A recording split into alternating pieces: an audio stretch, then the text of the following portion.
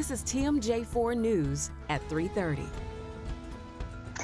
And thank you for joining us for another 3:30 special. It might feel like Wisconsin weather, but we want you to imagine you're in the Caribbean for the next 30 minutes.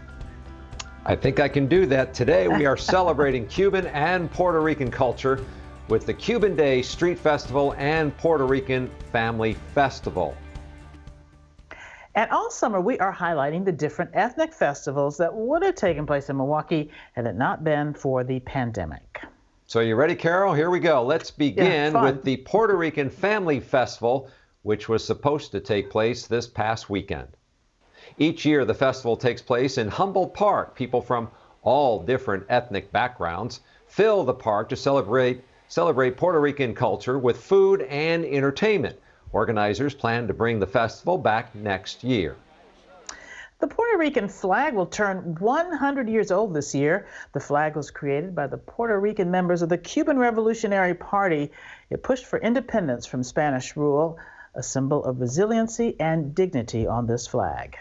And here's a few fun facts and interesting facts about Puerto Rico, that is, and the people that live there.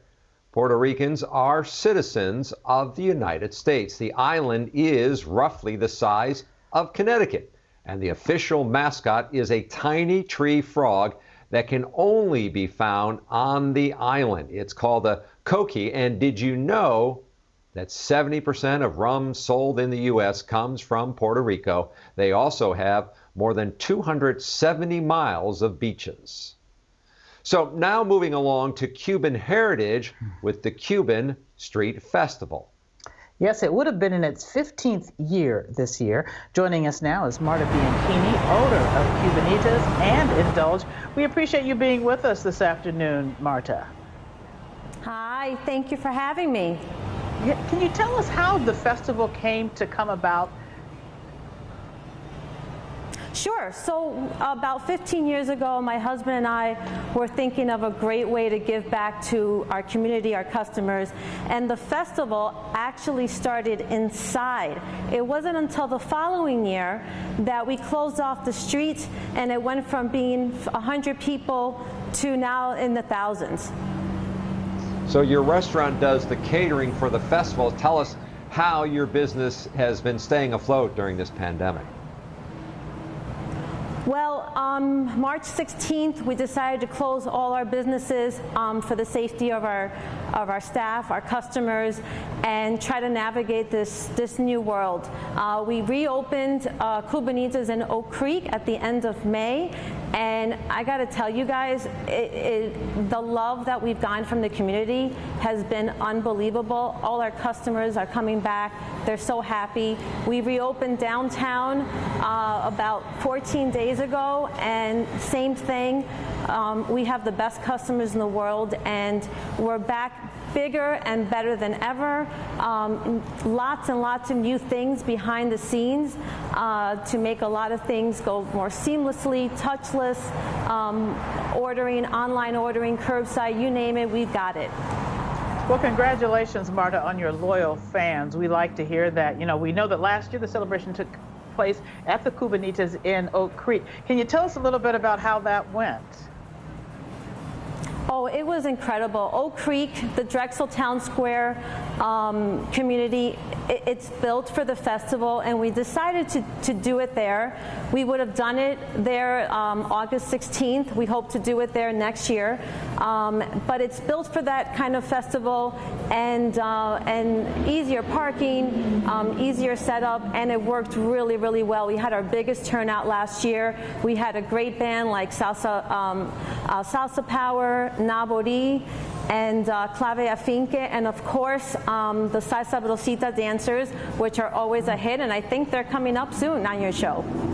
Well, yeah, we look forward to that. But Marta, I got to ask you tell us about the new Cubanitas that will be opening soon. Oh, so we have slated a Cubanitas in Brookfield. Of course, due to COVID-19 pandemic and everything else has been going on, we definitely experienced some unexpected delays.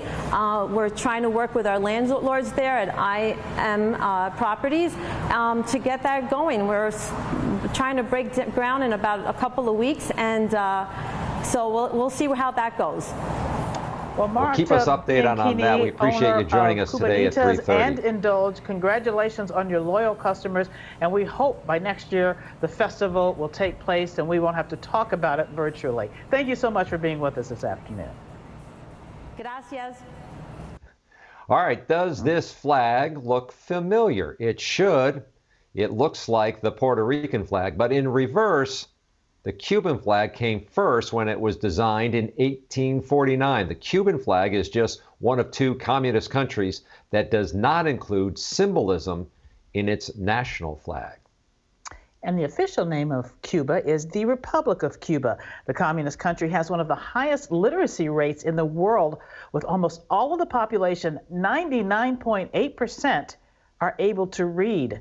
Cuba is the largest Caribbean island, both in terms of size and population. And you probably know that vintage American cars from the 40s and 50s remain on the Cuban roads. They're always fun to see. The entertainment at both festivals, they're usually a big draw for people who attend. And that includes the music and, of course, the dancers. And joining us this afternoon, two-time Junior World Salsa dancer, Natalia Beans. We appreciate you being with us this afternoon. And we know that you dance. Oh, thank you so much. We know that you're with a dance group here in Milwaukee. Can you tell us what it's called and how long have you been dancing? It's called Salsa Rosita's Dance Studio, and I've been dancing for roughly 8 years. Wow. So what is your favorite part about dancing at the festivals? And do you have a favorite festival that you like to perform at? Well, for any festival, it's completely different from kind of professional performance that I usually perform at. Festivals, the people there, they give such nice energy. And me personally, as a dancer, I like feeding off of those people's energy. Even just the presence, even if they're not cheering me on, just seeing them and like just the support that they have is just amazing. And like I said, it gives me a lot of energy. So I love all of them. Yeah. And both festivals, I like Cuban festivals from Chicago, Illinois, and from Milwaukee, the Cubanitas Festival. They're just both really amazing. Like I said, the community there is just super awesome, and the music is bomb, so I love it. Yeah, I do. I love it too. You know, Natalia, since the pandemic, how has things changed for you? How has it affected you? And are you still able to dance right now around? So we had to close Salsa Rosita's dance studio, unfortunately. But either way, that hasn't stopped me or my other teammates from practicing social media, especially like Instagram, seeing others empowering influencers like salsa dancers, just seeing how they work and trying to learn from them, even if they're not teaching me personally. And people still try to hold like virtual festivals that I participated in, and I just keep learning and practicing. And we recently opened Salsa Rosita's dance studio again in early July. And of course, with social distancing and a lot of rules and a lot of sanitation, we're still getting back into the whole game of things. So, yeah. Well, it's difficult, but we know that you're very talented. So we really do want to see a sample of you. We heard that you were really good of your dancing. So we know you've won 2 Junior World Champions. So can you give us a little sample right here for our viewers?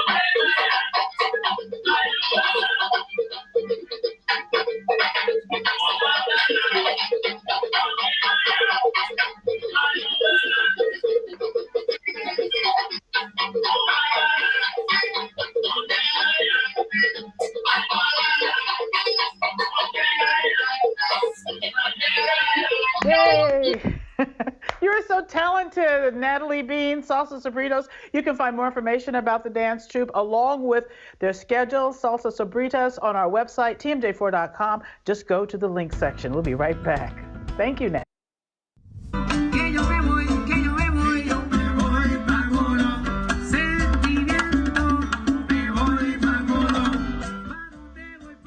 Welcome back to our 3:30 special, and we can't talk about Cuban and Puerto Rican culture without highlighting dance and, of course, the great music.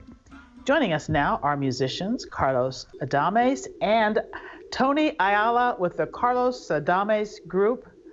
Hello. Welcome. Good to see you. You two have been playing at festivals and events here in Milwaukee for many years. Carlos, let me start with you because I love that name. Please share with our viewers the different styles of music your group plays. Yeah, well, first, thanks for having us. We play Latin jazz. We play rhythms like cha-cha-cha. We play guarachas, a little bit of traditional music like guaguancó, rumbas, bomba, a huge fusion of music with rhythms within Latin jazz. It's just music that gets you really going. Tony, your family is from Puerto Rico. Can you tell us more about the music? And for people who aren't familiar, just give us a little bit of an idea of what it involves. All right, so now, modern days, today you're going to hear a lot of salsa music is played. It's very popular in Puerto Rico. But the authentic music is what we focus on is the bomba and the plena. And also música típica, which is our version of country music from the mountains. Carlos, let me ask you, because one of the things about these ethnic festivals that are so fun to go to and participate is the experience of hearing the music. But without the festivals, there's no music. So how have you been able to perform during these times without these festivals? Sure. Well, lately we have had to adapt, and we have been streaming live concerts online, and there's plenty that are being advertised, not only our band, but many other bands locally in mostly every platform online, like Facebook, Instagram, and many more. Well, let's see if we can get you to go viral here and play something for us. What are you going to play? We think, you're going to play us to the break so we can enjoy the sounds of your beautiful band. Yes, we're going to play something very traditional from Puerto Rico. It's called bomba, and we have these drums that are called barriles. So we hope you guys enjoy it.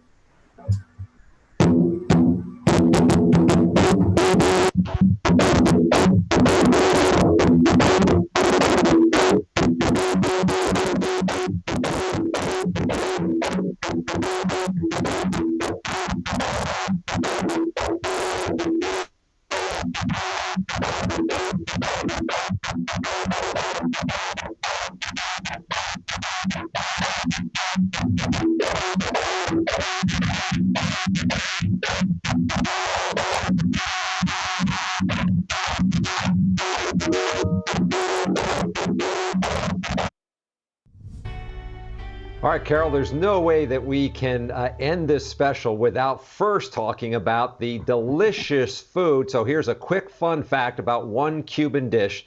Did you know that the Cuban sandwich was not created in Cuba? It's a Cuban-American sandwich that was created in Tampa and made popular in Miami. Now, all this talk about Cuban food is making me hungry. Well, you are in luck, Charles, because Marta Bianchini is back once again from Cubanitas in downtown Milwaukee, and she has some popular Cuban dishes to share with us to make you even hungrier, Charles. Marta, take it away.